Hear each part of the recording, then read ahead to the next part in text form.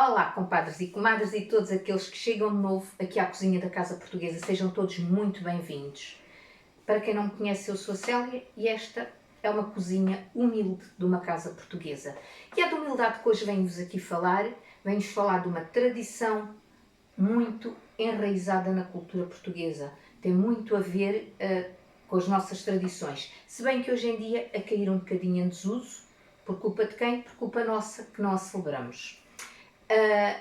Quando começa a chegar esta altura de finais, a aproximar-se os finais de outubro, princípios de novembro, os meninos começam logo a falar de uma tradição que nada tem a ver connosco, que nada tem a ver com a nossa cultura, que é o famoso Halloween. Na minha casa o Halloween não se celebra. A última vez que fui obrigada a fazer um trabalho, a minha filha teve de fazer trabalhos 2 anos para a escola, porque eram para avaliação, muita contra vontade minha, mas pronto.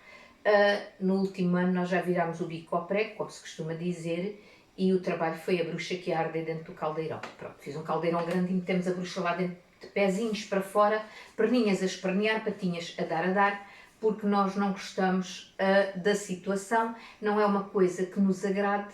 Ela era muito pequenina, o trabalho era para a avaliação, eu tive que fechar ali os olhos, mas sou sincera, sempre muito a contragosto. Na nossa casa nós celebramos, como família católica que somos, o pão por Deus. Não tenho nada contra as crenças das outras pessoas, cada um terá, para isso nos foi dado o livre-arbítrio, cada um decide aquilo que quer seguir, mas nós não gostamos, pronto. E sou sincera, e o Halloween para mim é sempre uma época um bocadinho incomodativa, porque as crianças aqui, às vezes até fora de horas, chega a ser quase 1 da manhã, ainda não a tocar às campainhas e a causar algum incómodo, sou sincera. Pronto. E quando não estão a fazer grandes estragos e grandes disparates, que nada tem a ver com a celebração. A danificar coisas, partir coisas nos jardins, atirar ovos às paredes, fazer coisas que nada têm a ver com a nossa cultura nem com as nossas raízes. Este ano está aqui a dita saquinha para o pão por Deus, que a Matilde já andava a querer, e esta eu venho a mostrar porque é assim. Está aqui a saquinha, ela dá para fechar, para guardar aqui as coisinhas do pão por Deus. E agora vou-vos dizer, esta saquinha não tem um único ponto. Toda ela é feita com entretela daquela de colar. Pronto, com as tiras dos tecidos e entretela de colar. Eu gostei do resultado, vi outra coisa num lado e tentei adaptar. E realmente saiu bem, porque há muita gente que diz, não posso fazer porque não tenho máquina de costura. Pois ela está bastante resistente, olhem, é bastante resistente, está forrada por dentro, toda ela, e dá perfeitamente para fazer a recolha do pão por Deus dos meninos. Pronto, foi feita com carinho, esta é para a filha, fica de recordação, porque é assim, os meninos, sejam os nossos filhos, sejam os nossos netos, gostam sempre destes miminhos. Então vamos celebrar este ano o pão por Deus de uma forma ainda mais. Ela normalmente usa uns saquinhos que eu por aí tenho, mas desta vez vai ter um saquinho que foi feito especialmente por ela. É um miminho da mãe. Com retalhinhos e restos que havia aí em casa. Meus amigos, o pão por Deus sempre fez parte das tradições de Portugal. No entanto, em 1755, no dia 1 de novembro, Lisboa sofreu um grande terremoto. E era costume pedir pão por Deus pelas almas. Pronto. Acho que a frase era mesmo uma esmola de pão pelo amor de Deus. Entretanto, depois do terremoto, Lisboa ter caído toda, dá-se uma época de fome, uma época de pobreza, uma época de necessidade. E as crianças começam a pedir pão por alma ou pão pelo amor de Deus e passa a ser o pão por Deus. Pronto. Foi no dia 1 de novembro o terremoto e, sendo assim, cria-se esta tradição de pedir o pão por Deus. O pão por Deus vem associado a uma época de crise, de fome, e daí para a frente começou a ser celebrado em que as crianças vão de porta em porta e pedem o pão por Deus. Pronto. É uma esmola, é algo que se dá pelos nossos que já partiram, a intenção das alminhas dos nossos que já partiram, mas que serve de reconciliação, de amor, de partilha ao nosso próximo, àquele que vem à nossa porta pedir. A tradição é que seja dado tudo aquilo que nós temos em casa, da época, e que tenhamos de sobra ou com mais fartura. São da época, eu tenho aqui, fiz aqui, preparei para vos mostrar, são desta época, temos a laranja, o limão, as maçãs, que são mesmo desta época, as peras, as tangerinas, a romã, a batata doce, a noz, a castanha, os diospiros, os nossos famosos diospiros, os figos, as amêndoas que eu não tenho aí, mas pronto, isto são os produtos que são de tradição. A isto juntam-se os bolos, os bolinhos, as broas, porque até em alguns sítios, algumas regiões do país, apesar do pão por Deus ser de todo o país, ser tradição de todo o país, há sítios onde ele é chamado a festa dos bolinhos, pronto, em que as crianças vêm e dêem-nos o pão pelo amor de Deus, ou seja, por amor de Deus e das almas que lá estão. Nesta altura também é tradição o vinho novo ou a jerupiga. Pronto, isto não para as crianças, mas para os adultos, que é a altura que se come batata doce, castanha, nozes e a jerupiga, que é um vinho licoroso doce de pouco teor alcoólico. Esses bolinhos que eu vos estou a falar, em que as crianças pedem e levam uns saquinhos no qual as pessoas colocam as coisinhas. Também os reboçados, pronto, tudo aquilo, os doces que se podem dar, tudo aquilo que nós pudermos partilhar com os outros com muito carinho e muito amor. Desses bolinhos, como estava a dizer, fazem parte as broas. E agora vou-vos dar uma receita de umas broas que aprendi na Madeira, são características da Ilha da Madeira, mais propriamente do Curral das Freiras, que foi o primeiro sítio onde eu almocei no primeiro dia que cheguei à Madeira para ir trabalhar, onde comi realmente uma sopa, finais de setembro, comi uma sopa de castanha, uma coisa divinal.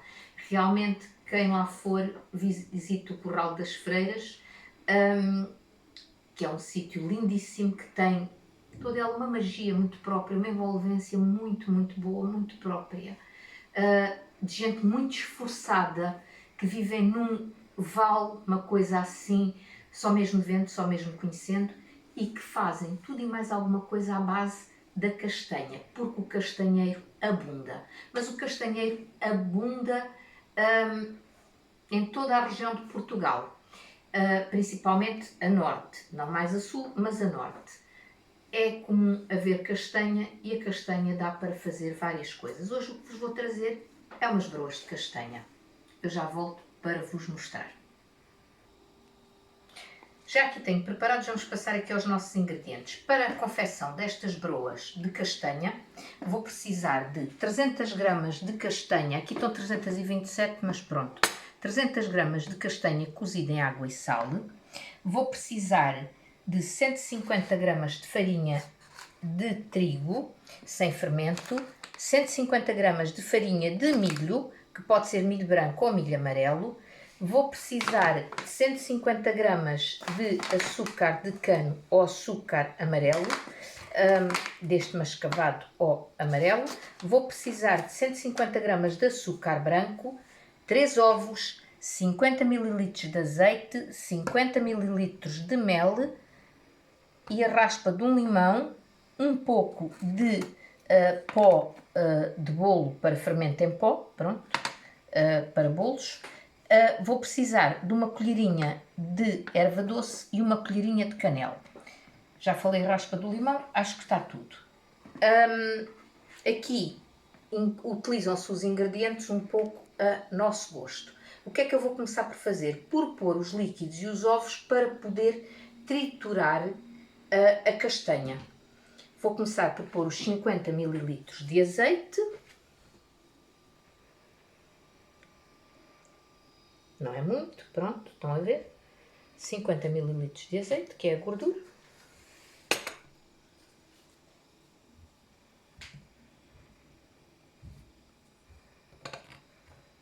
Os 50 mililitros de mel, eu vou ser sincera, vou pôr um bocadinho a olho, porque acho que é desperdício estar, porque o mel sabem que é espesso, ele vai dar cerca de 2 a 3 colheres bem cheias de mel. 1, 2, 3. Isto é um bocadinho a olho também. Pronto. Vai ser mesmo assim com o dedinho, a mão está lavada. Aliás, as mãos estão lavadas. E vou partir 3 ovos aqui para dentro.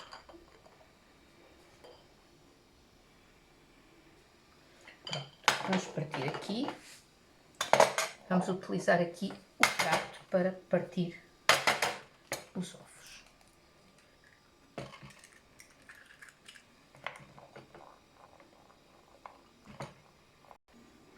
Com o azeite, o mel e os ovos aqui dentro, vou começar por bater com a varinha mágica. Os líquidos misturados, vou juntar a castanha para triturar. Ela só está cozida em água e sal e descascada. Vamos juntar aqui a nossa castanha. Triturada ao melhor possível a castanha, nós não trituramos muito para não fazer muito barulho, porque isto faz muito barulho. A varinha mágica triturada com a castanha ao melhor possível, com a varinha mágica ela fica assim. Não quer dizer que não apareçam alguns bocadinhos de castanha, mas isso não faz mal nenhum e está previsto. Pronto, tiramos daqui, isto já não vai fazer mais falta. Vamos tirar daqui. E agora vamos juntar os outros ingredientes. Começo por juntar uma colherzinha, isto é a gosto, de erva doce, mais ou menos conforme for a gosto. Pronto. Também uma colherzinha, esta é uma colher de chá grande, mas não é de sobremesa, mas é uma colher de chá um bocadinho grande esta. Vou pôr uma colherinha de canela também.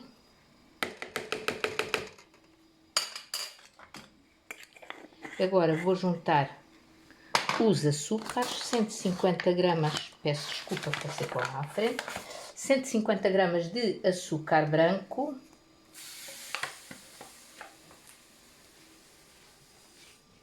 Eu penso que podem fazer tudo com o branco ou com o mascavado, mas a receita foi assim muito bem ensinada. 150 gramas de açúcar branco, tal, 150 gramas de açúcar mascavado ou amarelo. Este é açúcar de cana, é mais mascavo. Vou pôr aqui 150 gramas. 150 gramas de açúcar mascavado. Vou usar o nosso velho e amigo raspador, raspa tudo. Faz ele, se não bem, em raspar tudo. Isto tem que se aproveitar tudinho. Vou também colocar a raspa de um limão, também é a gosto, mais ou menos conforme for a gosto de cada um. Podem pôr o limão todo, podem só pôr um bocadinho. Eu gosto de canela e de limão, sou sincera. Gosto de erva doce, mas prefiro ainda a canela e o limão. Pronto, mas sabem que a erva doce dá muito bem com a castanha. Pronto, temos aqui já postas. E vamos fazer aqui as nossas broinhas para entrar depois nos saquinhos dos meninos. Eu não tenho só um saquinho para fazer para a Matilde, também tenho um saquinho, tenho aí assim uns afilhados emprestados que também precisam de levar o pão por Deus. É bom sempre que as crianças reconheçam estas nossas tradições, a nossa história, a nossa cultura. Pronto, agora, o que é que falta aqui? Já temos os açúcares, já temos tudo. Falta-nos adicionar a farinha, no caso as farinhas. Vou começar por pôr 150 gramas de farinha de milho. É fina. Diz mesmo ideal para... Esta, por exemplo, é da Ceifeira e diz mesmo ideal para fritos, biscoitos e broas. Vou pôr aqui na farinha as 150 gramas. Está mal? às vezes, agora sim tenho que abrir aqui o pacote já estava utilizado e então está um bocadinho.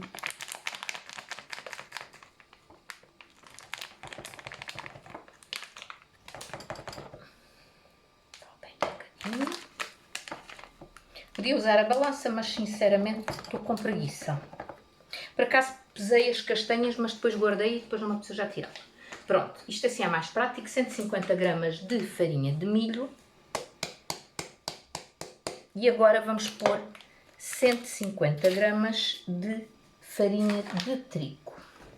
Deitei a mão ao pacote do açúcar, não convém. Depois, se ficar ligeiramente molde mais e quisermos pôr mais um bocadinho, pomos de farinha de trigo e não da de milho.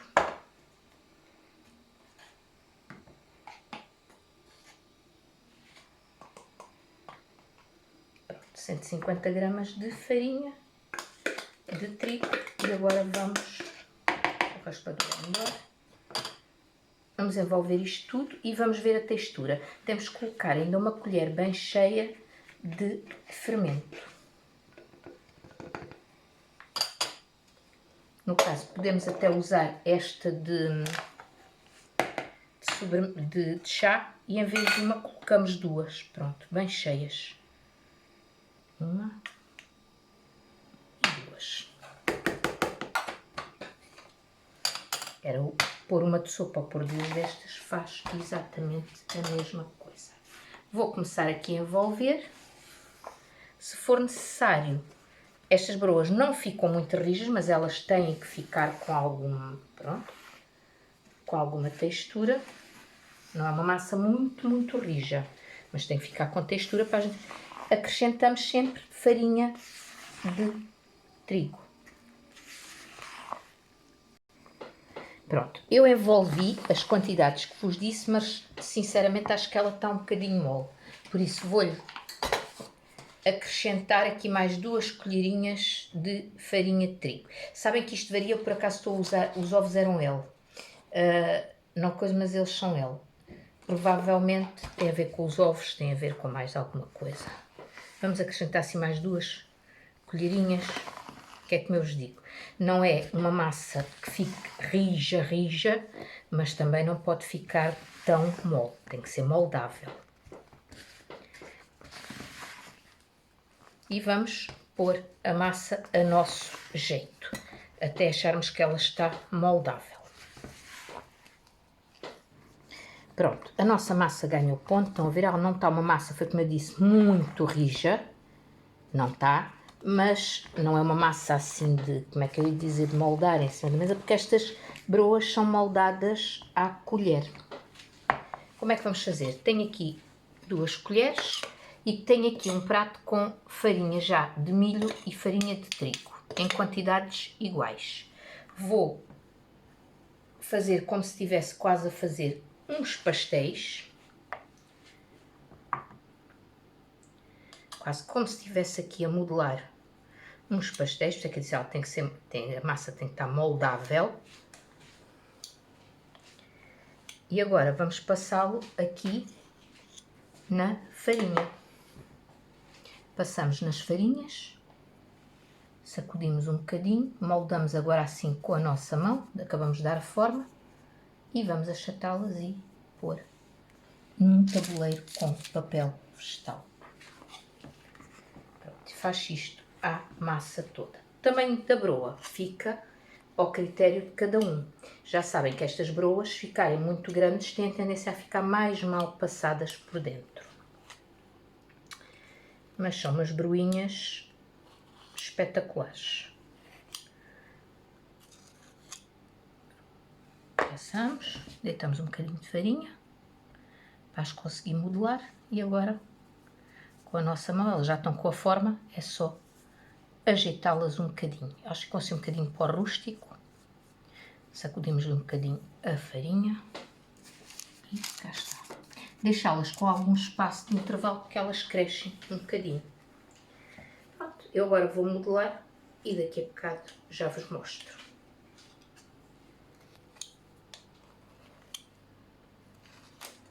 As nossas broinhas já estão moldadas e estão capazes agora de ir ao forno. O forno é aquecido a 180 graus e elas vão cozer 25, 30, 35 minutos. Também depende um bocadinho do forno. Forno ventilado, cerca de 25 minutos, 30 elas estão cozidas.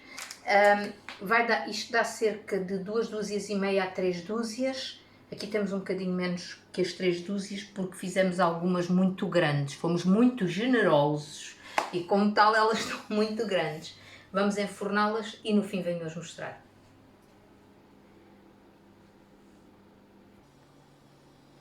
E pronto, meus compadres, as broinhas já saíram do forno. Estão aqui as broinhas de castanha. Estão gostosas, porque eu sou gulosa e já provei. Elas demoraram menos tempo no forno até. Eu tinha o forno um bocadinho acima dos 180 graus, ele devia estar ali a aquecer um bocadinho mais do que aquilo que era previsto. Em 20 minutos elas cozeram, pronto. Mas é como vos digo, 25, 30 minutos, depende um bocadinho do forno, depende da temperatura a que o forno se encontre, na altura que as coloquem. Mas a 180 graus são 25 minutos, não são mais. Cá está, é a nossa apresentação. Isto é a minha primeira proposta de broas e até depois chegar à altura do Pão por Deus, irei filmar mais algumas propostas de broas para terem broas para os vossos meninos, para terem broas para os amigos, para aqueles que vos pedirem o Pão por Deus.